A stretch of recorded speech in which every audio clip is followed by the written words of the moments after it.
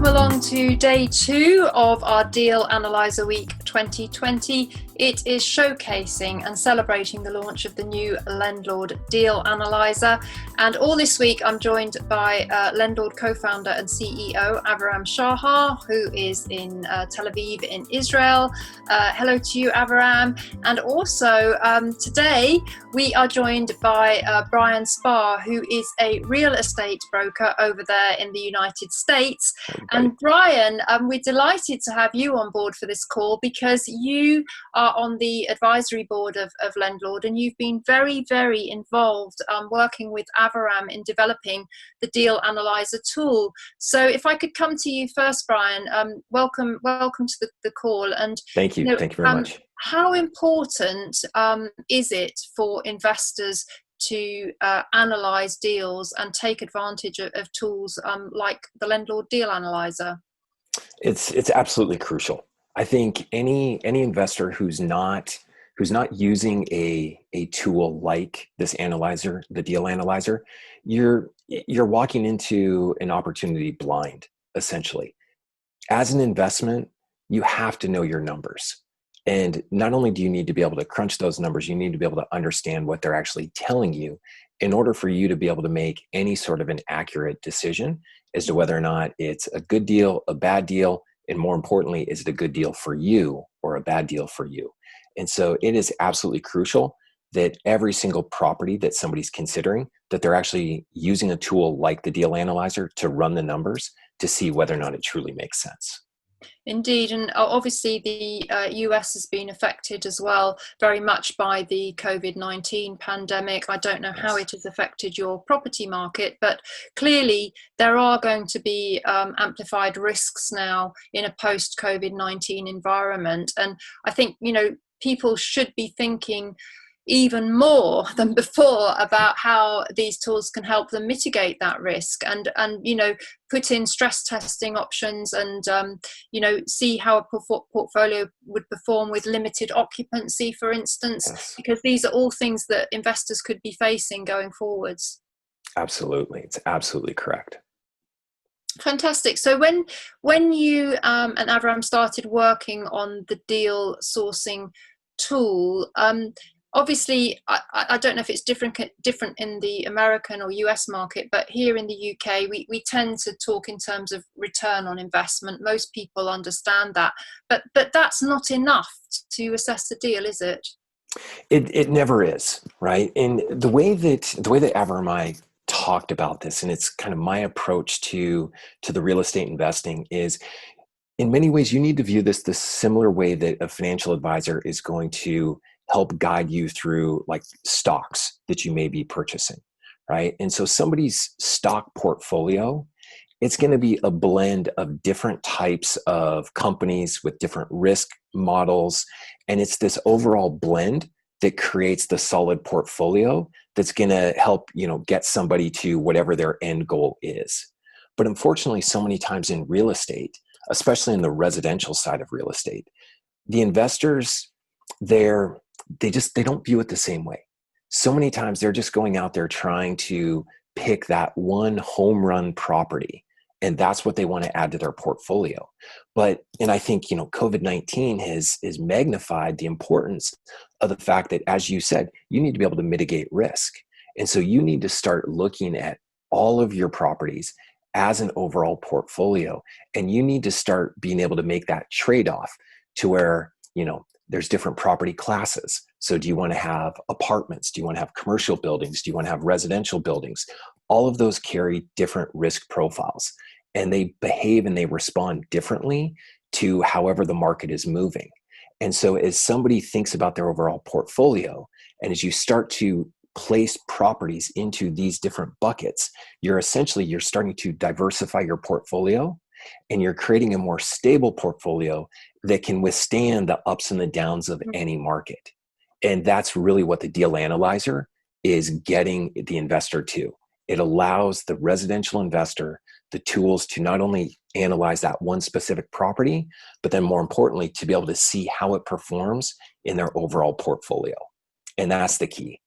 Indeed. And Aviram, I know that one thing that you and Brian were very keen to do was to make it simple for people to start using the Deal Analyzer. So if we come to you in the screencast, we can see straight away that you only actually need to put in 2 pieces of data to start getting some insights. And Brian, I thought if you could be so kind as to talk us through some of these different metrics that we're seeing here. Are they all, should they all be given the same weighting, or does it depend on somebody's strategy, or, you know, is one more important than the other, or is there some, you know, metrics that people don't really consider and need to give more consideration to? Sure, absolutely. And so Avram, as you've started to do, right, you've inputted in a purchase price, you've inputted in kind of what the expected rent is going to be from that property. And at kind of the bare minimum, that allows the Deal Analyzer to start to do some calculations. Mm-hmm. And the idea here is, as an investor identifies an opportunity, right? It's a new property. You don't know a lot about it. We want you to be able to start to gather some insight into how it's going to perform based on limited data. And so that's exactly what's happening here. And then the whole idea is, as you learn more about a property, the tool is going to allow you to come in and start to refine these numbers and make them more and more accurate to the specific property. And I would say, as far as like some of these metrics that we start with, the nice thing that Avram has done here with the Deal Analyzer, and you can see where his cursor is now, is it's highlighting what we refer to as the first year metrics. So you can see the annual cash flow, you can see a cash on cash return, a yield, an ROI, a cap rate, right? The nice thing about this is so many investors, at least in the States, they focus a lot on cash numbers and on cap rates. Yeah, now what is cap rate, Brian? That's actually a new one to me. Okay, so cap rate is the idea of you take your NOI, your net operating income, and you divide it by the purchase price of the property. So make your numbers easy. Let's say the property has an NOI of 100,000 and you pay $1 million for the property. Well, 100,000 divided by $1 million is 10%. Mm-hmm. So that would have a 10% cap rate. And it's basically, if it has a 10% cap rate, that's basically telling you that that property is going to take 10 years before it's able to pay back whatever the purchase price was for the property. Oh, okay. Now, where a lot of other deal analyzers, where they fall short, is they don't actually highlight the fact that that cap rate is based on the snapshot of the first year that you've owned that property, right? Same thing with cash on cash, right? They take the snapshot of the first year. Well, unless your intention is to sell the property at the end of the first year, that metric doesn't actually give you a true indication of how that property is going to perform over your entire holding period. So if you're going to have a property for 10 years, looking at the snapshot of the first year, well, yes, that's nice to know, but what happens when in year 2, you have to put a new roof on the property, right? Year 3, you have to rewire it for whatever reason. All of a sudden, that cash on cash number and the cap rate, they fall apart, right?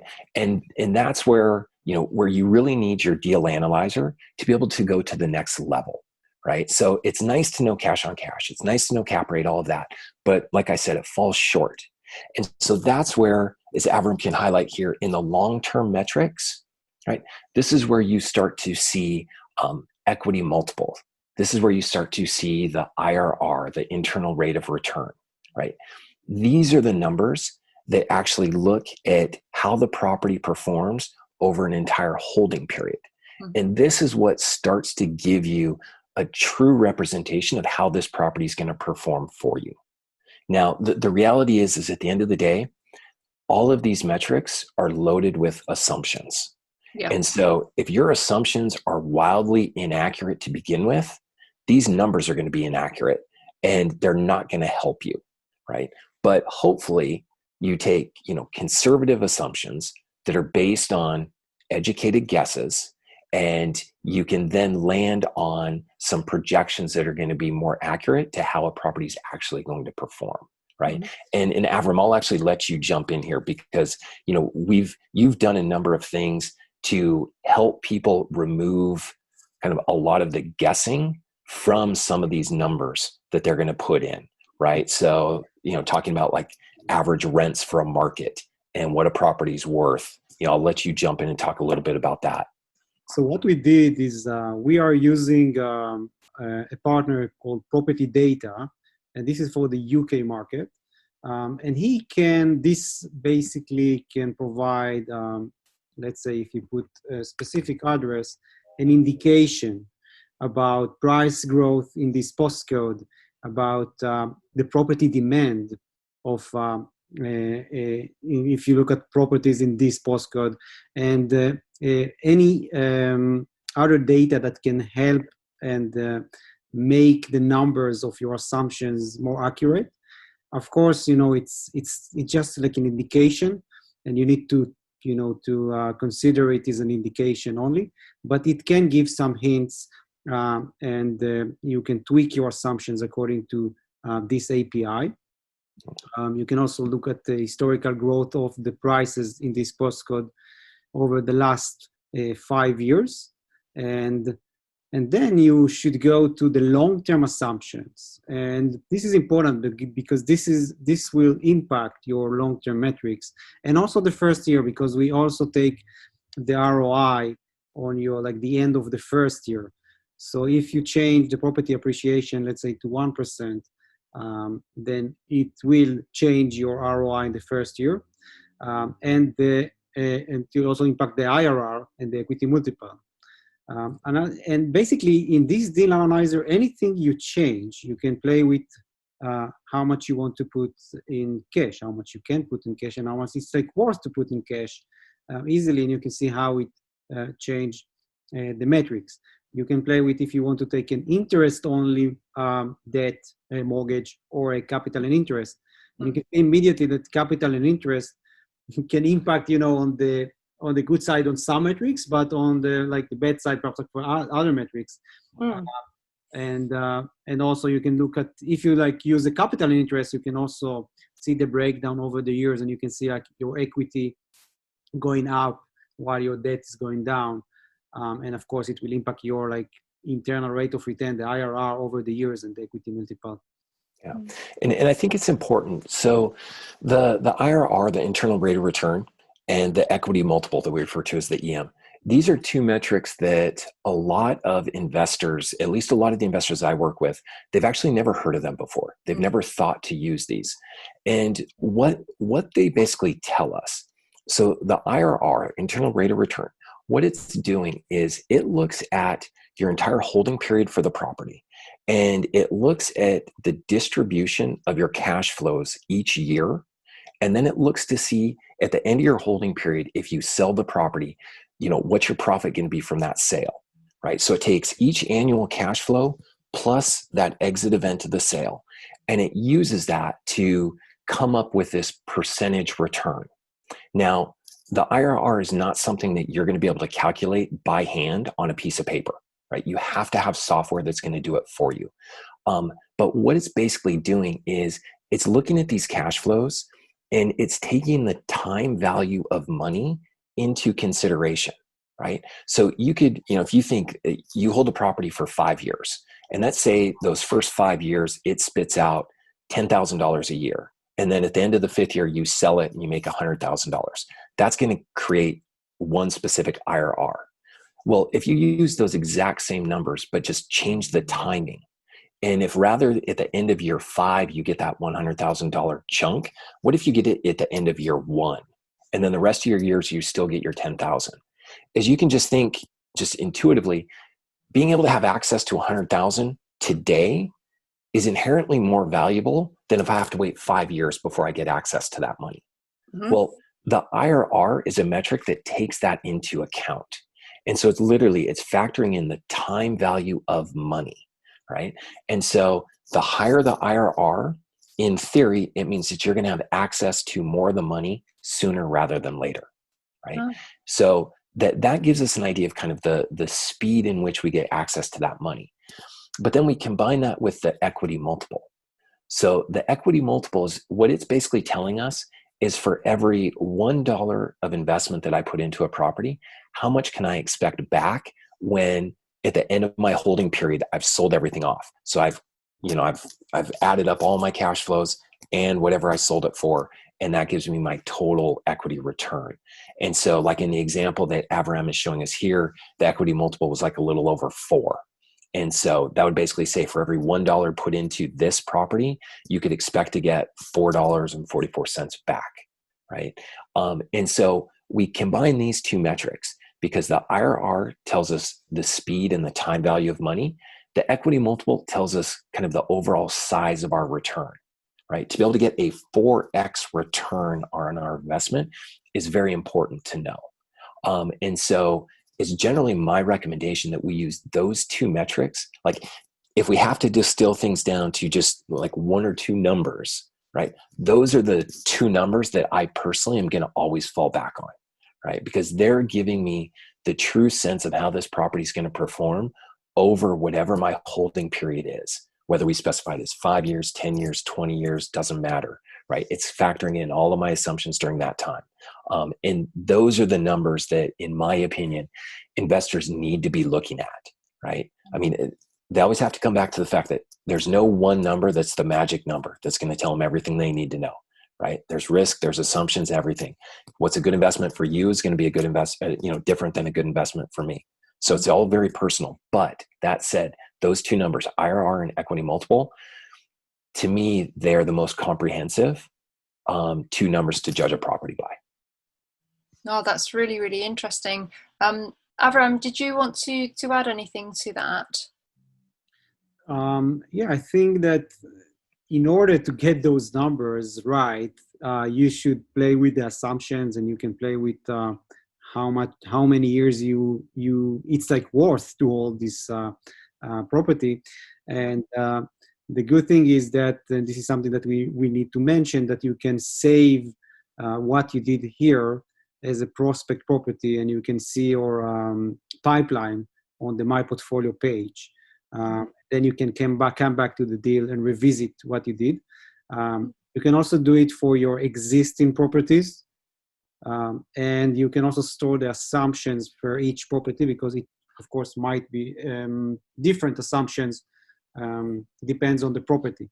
So we store this data per property, so you can put assumptions per each property. And then, as Brian says, like we provide all the metrics, and the job of the property investor is to look at those metrics, understand what they need, and then make better decision based on data, less on intuition. Yeah. No, I think it's so interesting, this whole topic, and using a tool like this, it could almost be like, I don't know, if you're not using a tool, it might be that you're kind of going around without your glasses on. When you come across a tool like this, it's almost like putting a set of high definition glasses on and being able to see everything so much more clearly.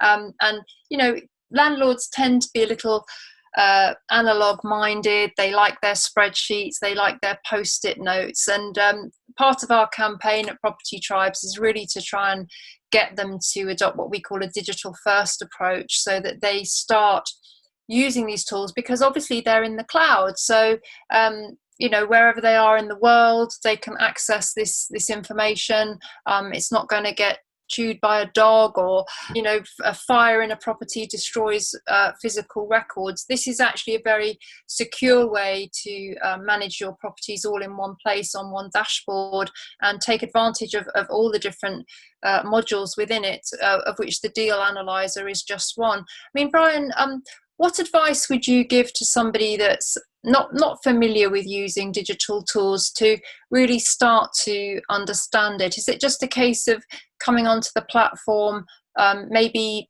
start with a property that you have a very clear knowledge of, maybe even your own home, and just start putting the data in for that, seeing how the insights start to appear? I absolutely think that you're correct. You've got to just you roll up your sleeves and you have to dive into it, right? There's no other easy way to do it. The nice thing is Avram has built this analyzer to make it as painless as possible to get up and running. Like literally, you put in a value in your rents and you start to see numbers.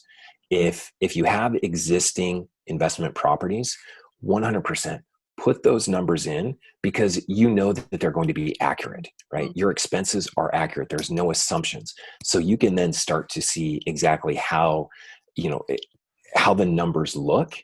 And the nice thing too is, there'll be people who are skeptics, right? As you said, right? They've got their own spreadsheet. They have their own Post-its, right?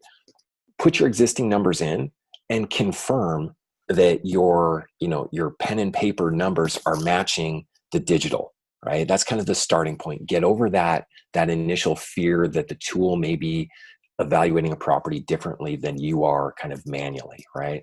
And then the beauty is once you get past that, right, then as you think about what COVID-19 has done to the world, right? It's forced everybody to live a larger portion of their life online. And start to think about, the beauty of tying a deal analyzer into what Property Tribes offers, right? It's an online community. And so if I'm a new investor, right, I may have a property that I'm starting to analyze, but I'm going to have a bunch of fear and concerns that my assumptions are wrong. Well, the beauty is I can go to the Deal Analyzer, I put them in, and then I can actually save this and share it. And I can share it with the community on Property Tribes to have them take a look and either validate or tell me where I'm wrong based on my assumptions. And you can start to get, this like crowd-based knowledge coming in and helping you make sure that, yes, I'm thinking about this the right way, or no, because I'm brand new, I had no idea to think about X, Y, and Z that's going to happen downstream.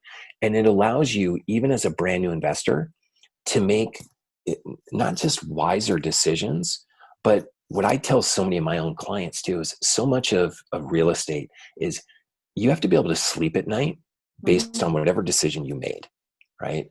And so if you're going to move forward with a property, right, it's a significant amount of money that you're putting into it. And you need to be able to know that you can fall asleep at night, not stressing and worrying that you've made a bad decision.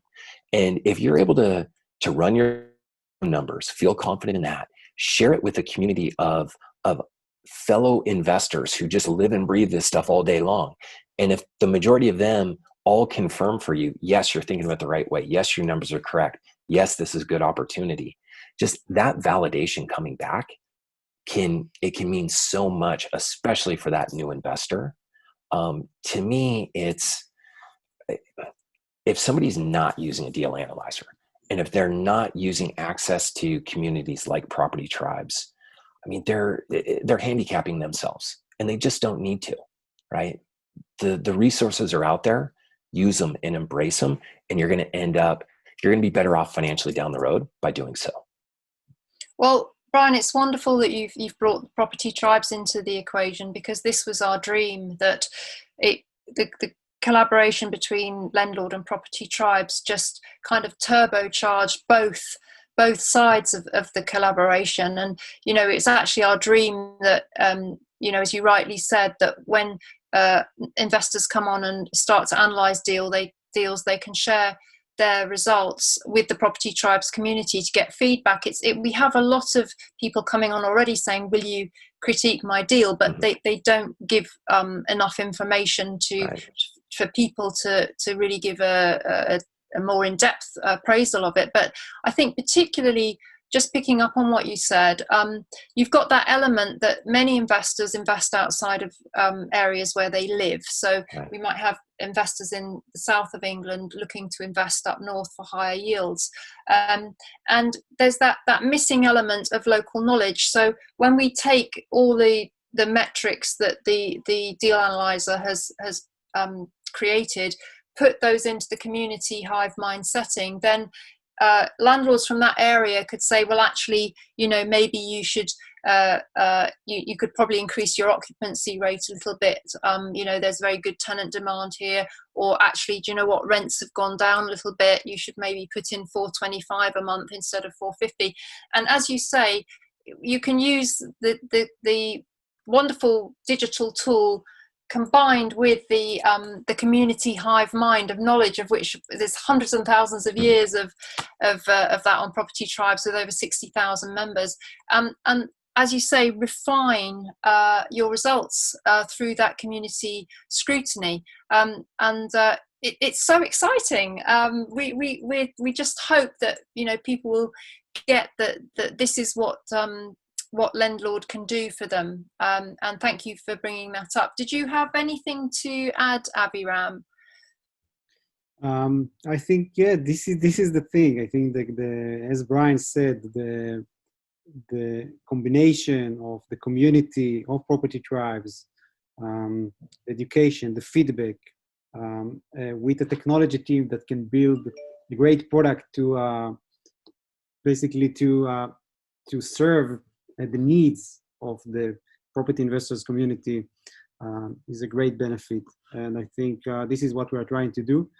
And I think if I look at the journey that we had so far, this is the way we built the platform. We started with something very small in the finance side, and now it's becoming like a one-stop shop that we built with a lot of feedback from our users and from the Property Tribes community. And it's great to have Brian's input on this call. Brian, I mean, you talk to property investors every day, and I just wondered if, as we close this out, do you have any kind of tips that you share with them in terms of sourcing deals, analysing deals? What are your kind of top tips from the other side of the pond? Oh gosh, that's a little bit of a loaded question. I would say for a number of things that I tell people. So many investors I come across, they're very reluctant to be open to investing outside of their own market that they live in, right? So that's just kind of number one. Get past this idea that you can only have a kind of safe and secure investment in your backyard, when the reality is there are so many tools and services available now that really, to me, if it's a 2-hour drive versus a 2-hour plane ride, it's still 2 hours away in either case. And start to expand what you're willing to look at, and don't be quite so geography constrained as you may be today, right? And it's literally, it's Property Tribes. It is these deal analyzers that help you get comfortable with the idea of investing in a market that you don't intimately know, like where you live, right? So in many cases, that's kind of a starting point for a lot of people, especially because the market that they live in may not be ideal for investments, or it may not be ideal for the starting price points that they're able to invest at, right? And so rather than buying a terrible property in their backyard, go to a different market and buy a great property, right? And just be okay with that piece. And so, like, a lot of what I do daily is having, I play a little bit of a therapist and getting people comfortable with, some of these different concepts. That's kind of step number one. Number two, and I can't speak to obviously, what it's like in the UK, but in the US, while yes, like especially in the residential world, we have tools that make the distribution of properties very easy for people to know, hey, what's on the market, what's not. But the reality is there is still a significant portion of deals that get done where a property never hits the market. It is all about who you know and who you are connected to, and so networking is key. And so if you want to get a chance to pick up that great property, odds are it's not going to hit the public's radar. You need to be tied into property managers, landlords, fellow investors. You need to be talking to everybody, mentioning the fact that you invest and that you're always looking for a great deal. And when you network enough, pretty soon deals are going to start to come to you. And that's when you're really going to get the opportunity to be able to acquire something that's just phenomenal. And like in the US, we see it in the commercial space very, very much. But even in the residential space, a lot of it's who you know. And then if there's a third tip, you need to be fast in your decision making, right? It's at least in the US, our market moves way too quickly. You cannot take a week to evaluate a property. You cannot then not take another week to try to figure out, how much financing can you get and what are your insurance costs. You need to be able to make these decisions within hours, right? Because if you don't, that property is gone and you've missed out. And the only way you can become comfortable at moving that quickly is you have to do a lot of practice. You have to evaluate a lot of properties. You got to run the numbers. You have to be quick using a tool like the Deal Analyzer, right? To spit out your returns, and you need to be able to understand them and exactly how they fit into your overall goals. And, and if you can't be quick at that, if it's literally taking you 2 and 3 weeks to make a decision, odds are you'll have missed out on every great opportunity because somebody else is faster and they would have recognized the value in that opportunity and they'd have already locked up the property. So yeah, open up your market, network, and be quick. Those would be my tips. Those are awesome tips, Brian. Thank you. And you just sparked a thought process in me, actually, because here in the UK, one of the phenomenons that we've seen post-COVID-19 is, looking to the auction rooms, people have been paying over the odds for properties, which we know is unhealthy, particularly when we don't know what's around the corner after all the fallout from this pandemic. But it just struck a thought in me that if somebody's looking to buy a property at auction, they could actually use the Deal Analyzer to work out what was the maximum price they could go to if they were very set on that particular property, giving obviously real-time results and looking at different possible outcomes of an auction purchase. And I totally agree with you that what we're really saying is that tools like this give people a definite edge. Absolutely. Yeah.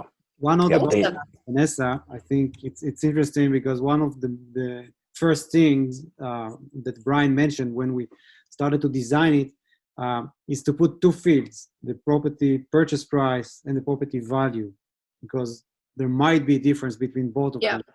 And this is a good example what you just gave in terms of the auctions.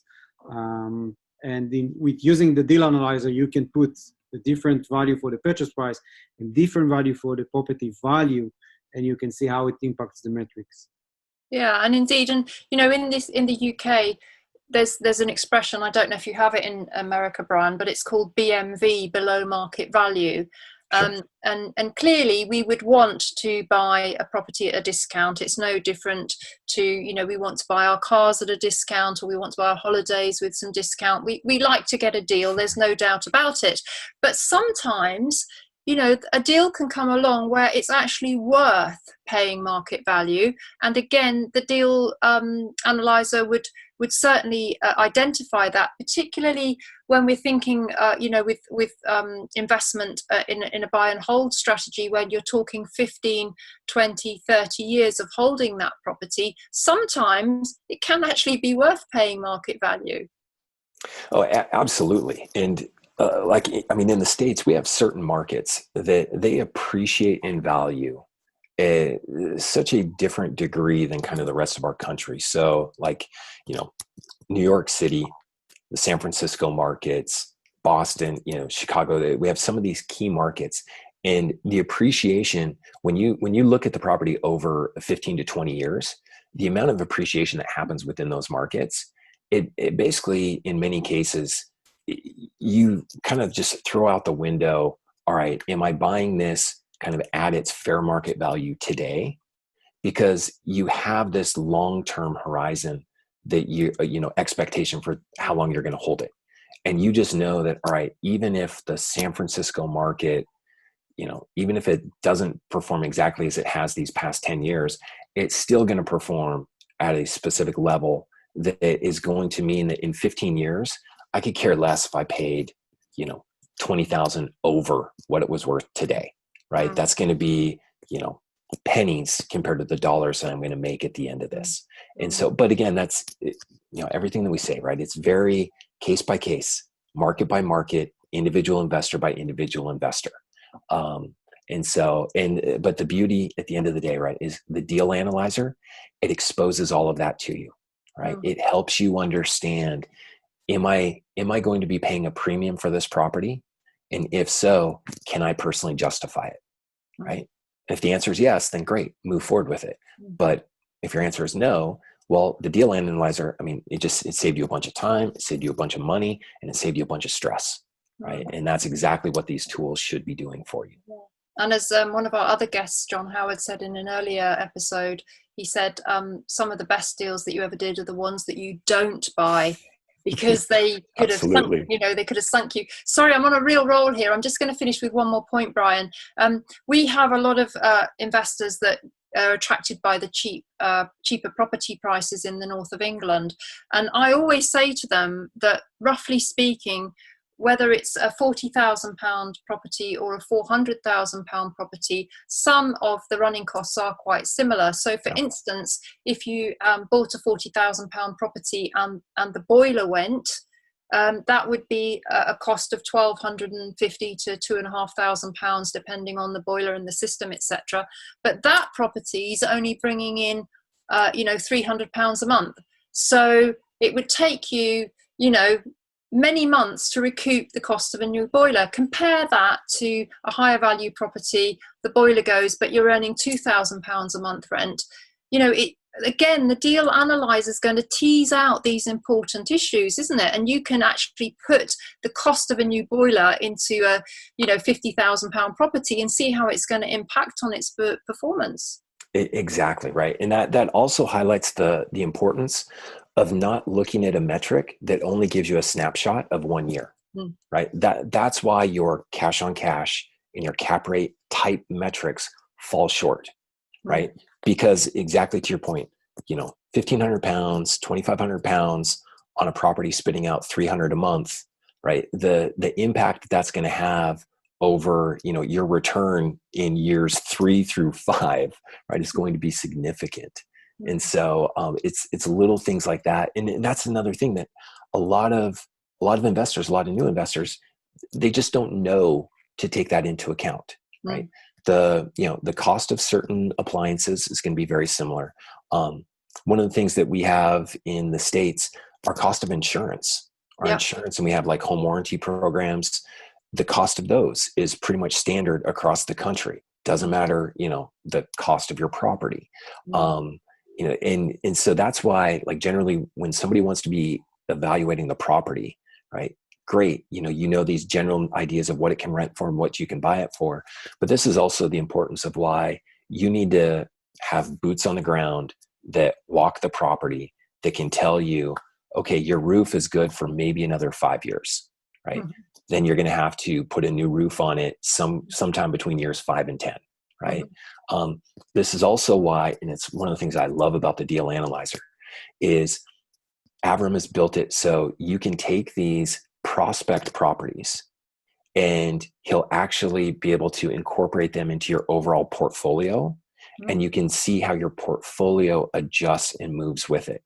Because, like, one of the common philosophies within the US is there's this idea that you should never sell real estate. Once you buy it, you should never sell it. You should always hang on to it, because real estate always goes up in value, right? And now, while I think in one area that idea is good and it's sound, where it falls short though is real estate, like every property has an expected lifespan. And at a certain point, you're going to hit the end of life, and you're going to have to start dropping significant capital to maintain that property. And it's at that point, that inflection point, that it's no longer a good investment. And so the way that I spin this is, don't view it as you want to always own the specific house forever.